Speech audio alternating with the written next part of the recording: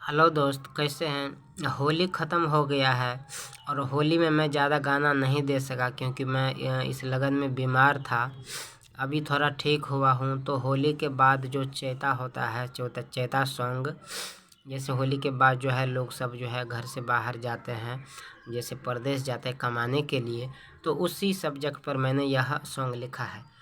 तो अगर यह सॉन्ग आपको चाहिए तो नीचे व्हाट्सएप नंबर है, संपर्क करके ले सकते हैं। इसके लिए आपको उचित फीस भरनी होगी, तब ये आपको गाना पूरा करके दिया जाएगा। तो चलिए मुखड़ा सुनाते हैं।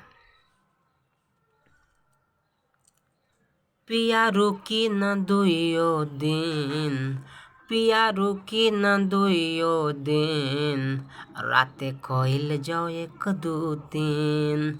पिया रुकी न दुइयो दिन, राते कइल जाओ एक दू तीन। होली में ओइलह कुछो न कइल, थाकल रहल लेहल नीन।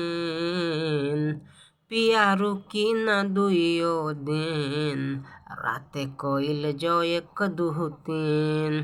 पिया रुकी न दुइयो दिन, राते कइल जाओ एक दू तीन।